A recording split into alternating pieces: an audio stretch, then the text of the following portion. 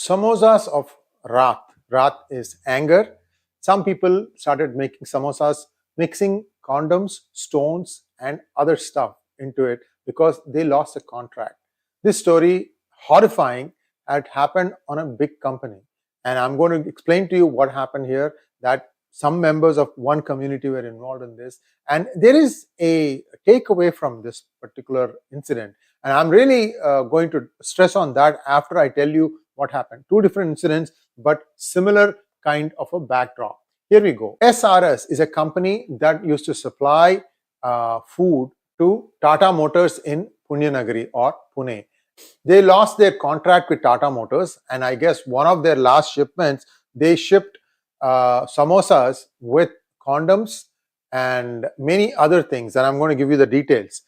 Samosa stuffed with condoms, stones, and tobacco were supplied to Tata Motors canteen in Pune.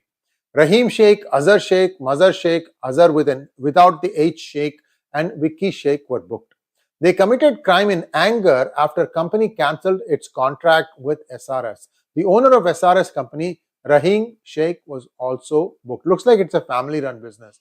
What's very unfortunate is when you lose a contract, you need to introspect and see what exactly went wrong and go about fixing that.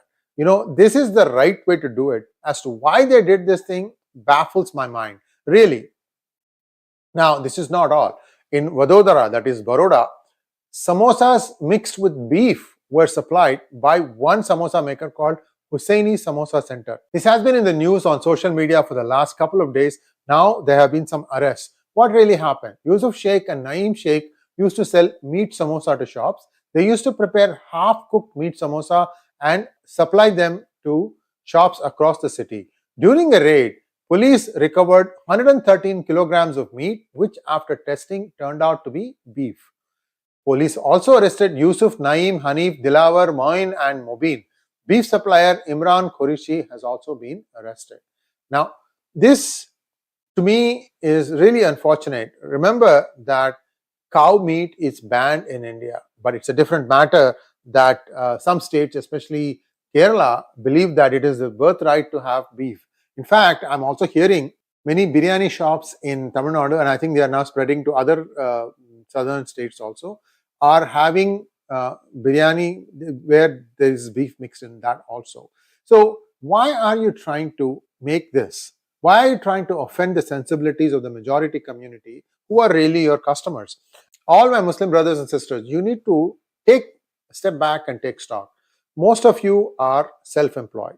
You have your own businesses, which means you need to be 100% in trying to be upfront of a problem or ahead of a problem. Whenever there's a problem, you need to get ahead of it rather than try to pass it off. If you don't do that, you're going to lose business, and this becomes a downward spiral as the community itself gets tarred. In fact, 2-3 years ago, I don't know how many of you remember this, I used to have a couple of hangouts with T.G. Mohandas of VHS, and we talked about what happened during the halal controversy in Kerala.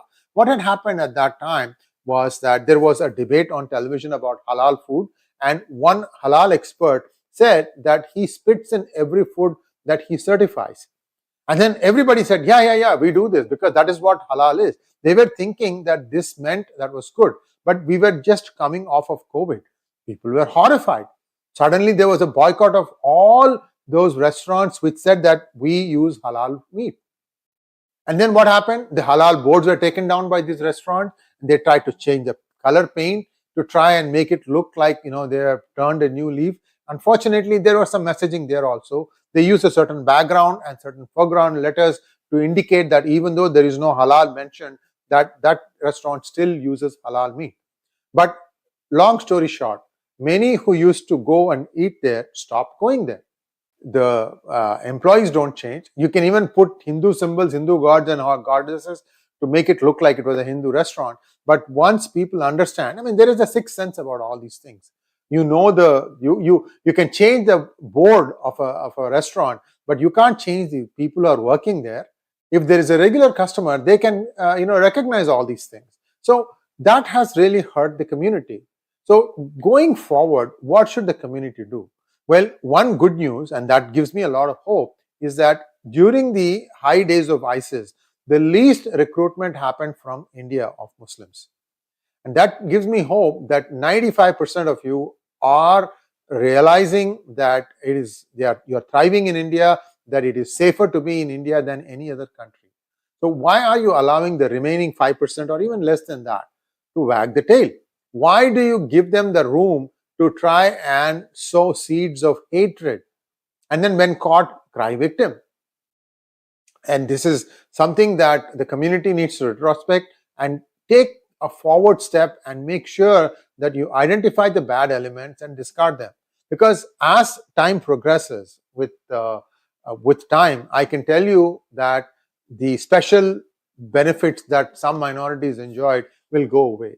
The law will be the same. Whether UCC, that is Uniform Civil Code, gets passed as a law or not, people will start treating everybody with the same yardstick. No special treatment. This is already given as a matter of fact. Many places, nobody gives you any extra miles because you happen to be from a minority community. You've been that for too long. And also you are now 20%. No, that's not a minority. You're also another majority community. So in following the law, everybody benefits and the country benefits. I hope that this message reaches everyone and that you understand where I'm coming from. I don't want anybody to get hurt just because of a few bad apples. But a few bad apples do ruin the whole basket. That's my concern. Thanks for watching. Please like, share, and subscribe to our channel. Don't forget to click on the